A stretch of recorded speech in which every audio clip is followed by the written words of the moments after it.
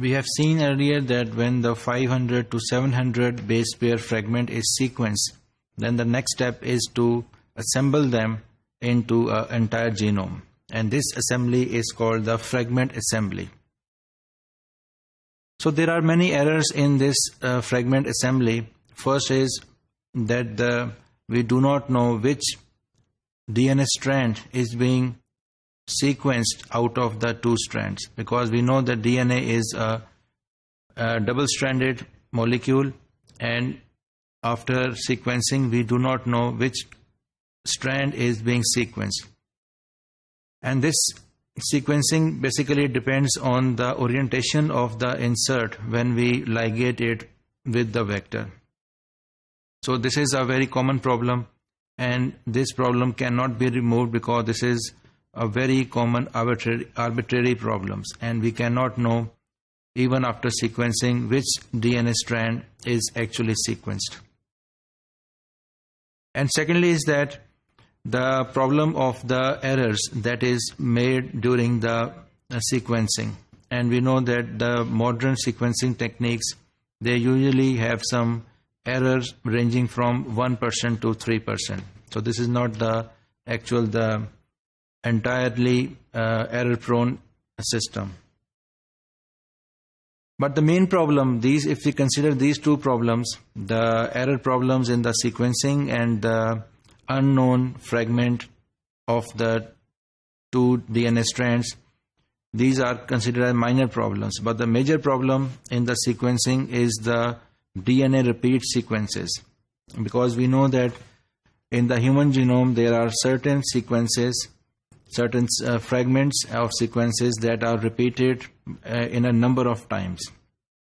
And out of the whole human genomes, 20% of the human genome is basically constitute these repeated elements and fragments.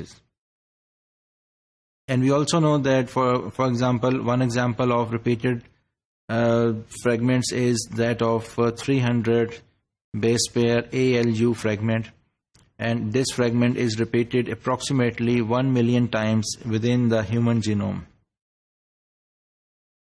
And we know that these repeats, they create problems when we read the sequences, because the reads are only 500 to 700 base pairs, but sometimes the repeated sequences, they are even much larger than these reads.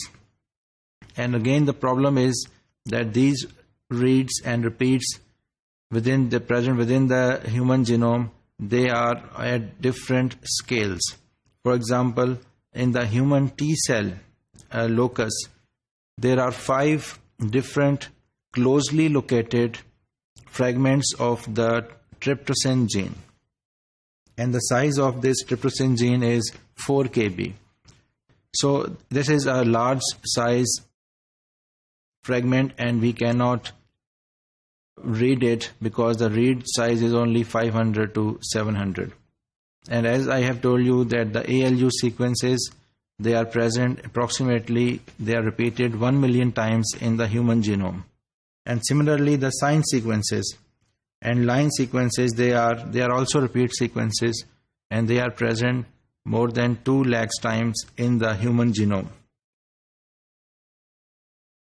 So if we consider the human genome as a 3 billion base pair fragment or sequence genome, and that is generated from the random numbers, then it is very easy to construct a human genome based on the 500 base pair reads.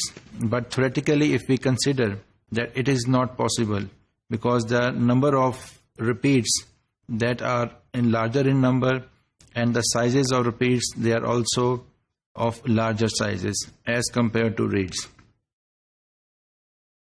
So the problem can be tackled by increasing the size of the reads. If we increase the size of the reads, that will increase the size from the repeated sequences. But the sequences technology that we use today, they do not have the larger than the 500 to 700 reads. So we can see the figure that represents a puzzle that looks decisively simple. You can see the first part of this puzzle, and it has only 16 triangular pieces. This is one triangular piece, this is second, and so on. There are 16 triangle pieces in this puzzle. So generally the people assemble puzzles by connecting matching pieces. So in this case, for every triangle in the puzzle, there is a variety of potentially matching triangles.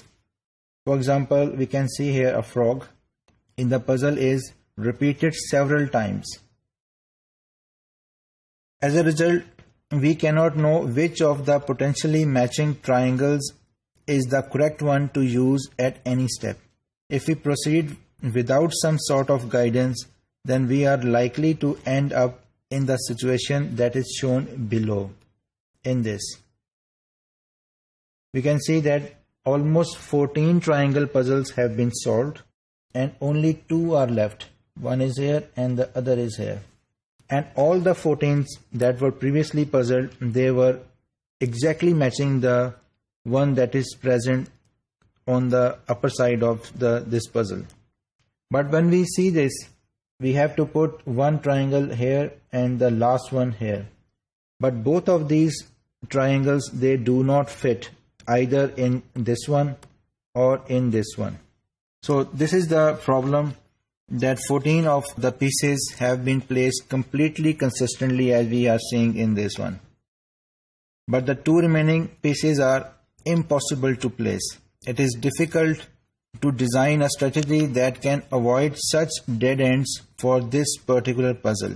And it is even more difficult to design strategies for the linear puzzle presented by repeats in the genome. So this is the problem. We can compare it with the repeats in the genome, that they are repeated and they are present randomly in the genome. So we do not know where to place those repeated genomes in the genome. So we end up with the wrong placement of the fragments of the repeated DNA fragments within the genome.